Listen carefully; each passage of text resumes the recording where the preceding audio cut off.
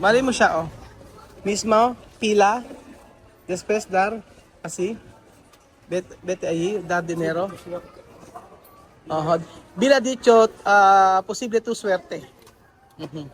So pagka nanalo si Joanna dito, uuwi na siya ng Gabon. Mhm. Sabi niya.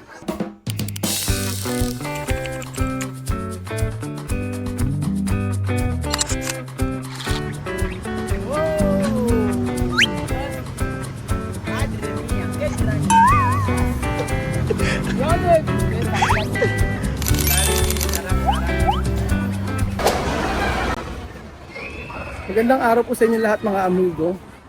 Kumusta po ang bawat isa?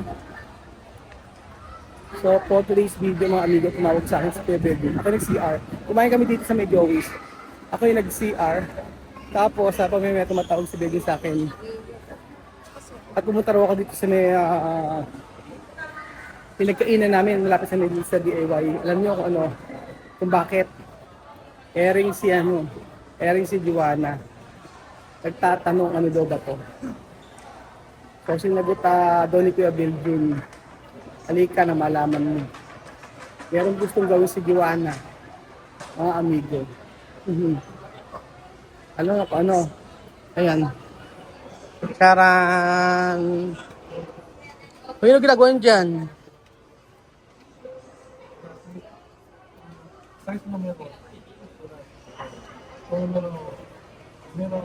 Tumataya po ng loto mga amigo.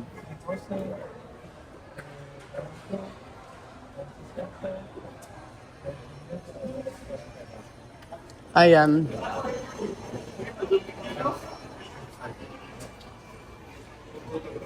Ang magkano panalo? 658, 75 million, 45 million.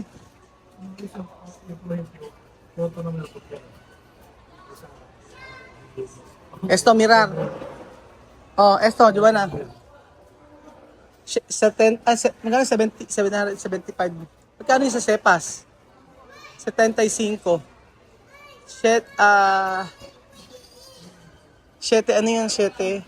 70. Magkano yung sa ano yan sa Cepas? 750. Akin ako, pero ballpen. Oh, tu pwede ganar 7, 5, 0, 1, 2, 3, 1, 2, 3. 750. Oo. Esto. Tu pwede ganar esto. Joanna. Franco, ha? Franco.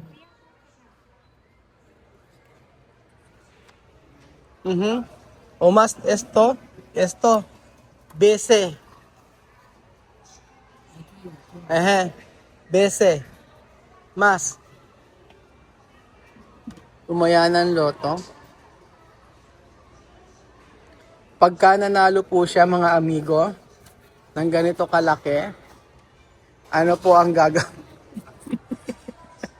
Actually mga amigo ako, hindi kasi ako pabor sa mga ganito. Pero kasi si Joanna, si Belvin ay may sarili rin paniniwala. Pero kasi ako, syempre iba nag-hope na sa mga ganito. Pero kasi ako hindi ako maano sa mga ganito. Pero syempre, i-free will tayo. Baka pagka nanalo siya ng ganito kalaki, ay baka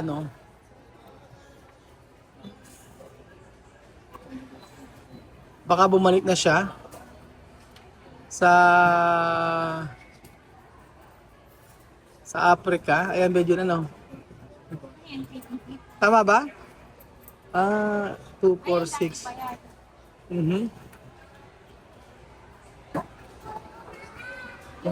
Tama ba ka? Hindi ko alam. Hindi mo ako tumataya. Isa lang ito. Hindi ko alam. Preguntar.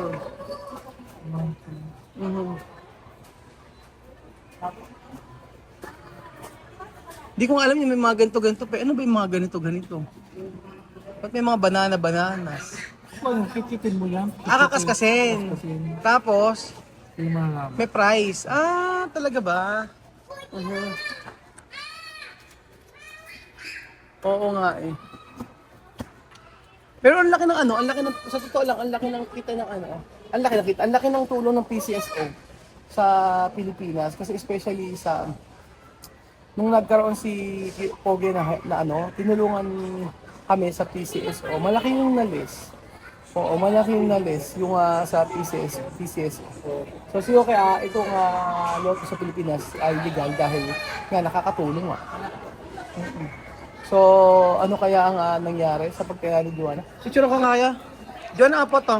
Por favor. Bilang. Nesting. Bill, foto ako nesto. Tera. Aha. Tera. Okay, gracias. Diba? Ano tinayaan mo? Binagaya po kasi mali ito ginawa niya. Mali ginawa. Sige, ito sa'yo. So, ito yung kay Beljun.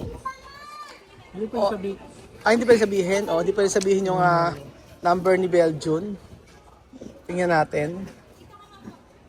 So, pag nanalo ka, Beljun, anong iano mo sa akin? Babalato. So para pag nanalo tayo. Pag nanalo nga, ano ibabalato mo sa akin? Ano yung manalo? Kung ano nga? No? Aha. No? Magkano? Trip. Trip lang? No? Trip lang? Trip. Kaya, Trip to Europe. ano gano'n? Ito, Joanna. Joanna, cuando tu ganar aquí, ¿cuánto dinero tu dar conmigo? Medya. ¿Cuánto?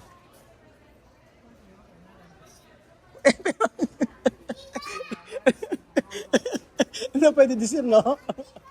Bila dicho, el darme dinero para ir Francia, para ir otro país. Él ha dicho. ¿Cuánto dinero tú dar conmigo? ¿Cuánto millón? ¿Cómo no sé esto? Esto tú puedes ganar. ¿Cuántos millones?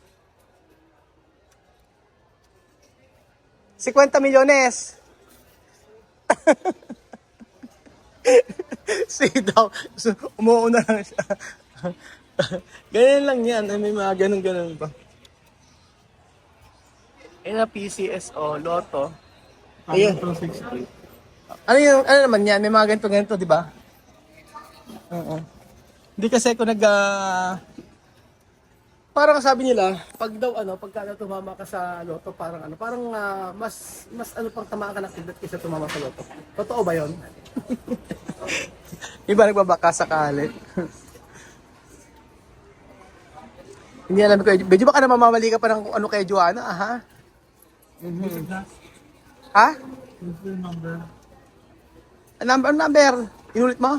Hindi na 3 days. Kailan ba ang bola niyan? Magkano ang premyo? 75 million. Good luck. So pagka nanalo nga 75 million, si Kuya Beljun, sigurado po, ang kasayin niyan ay hindi na, bigla na lang mawawala si Kuya Beljun. At hindi na po siya papakita sa amin. Pag tumama si Kuya Beljun ng ganyan kalaking pera, 75 million. Pero kung 75 million, paano ba nga? Ano may invest yung pera? Pero 75 million ka. Nag-hope, umaasa. Si Kuya Beljun. Ayan. Habang ito si Joanna, na malalim ang kanyang iniisip. Ano kaya ang kanyang iniisip? Malalim ang iniisip na kayo. Siguro baka naiinip. Ano kaya nga, dami kumataya talaga eh. Ayan si Kuya Beljun, nire-revisa pa niya ang kanyang ang kanyang ang kanyang taya. Meron akong kakilala kaya ng mga taya. Tapos po mga amigo, nakamatayin niya na lang, hindi pa tumama. Hindi ako against sa ganun, kaya lang syempre iba mo tayo mga paniniwala. Pero para kasi sa akin, ito kaya ng lotong ganyan. Ayan, yung loto ay para sa akin is sabi ko nga mahirap umasa. Okay na ba yung legs yo? Makaswerte ka. Ay, hindi ako marunong. Ikaw na, ayoko. Ikaw na. Ayun, Siya pa bayarin mo. Ha? Siya bigyan pera siya. Ha? Bigyan mo siya pera ka na, oh. Mali mo siya, oh. Mismo, pila, después dar, así. Vete allí, dar dinero. Bila dicho, posible tu suerte. So pagka nanalo si Joanna dito, uuwi na siya ng Gabon. Sabi niya. So abangan nyo ang winning combination. Ayan. Nakapila po sila sa Lotto outlet. Ayan, oh.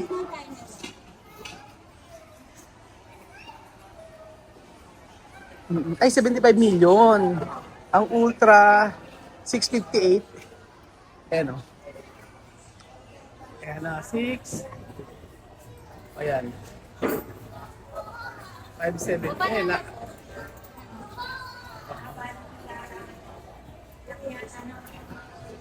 Parang ang laki ng jackpot ngayon na. 640. Game for today, 642 at saka 659. Ayan po. Nagbayad na si Joanna. Oo. At ang premyo, merong ayan. Merong 10 million, 15 million, 25 million, 45 million, 75 million. Yan po ang kanilang taya, mga amigo. At ang tatama. Lotto jackpot. Ayun.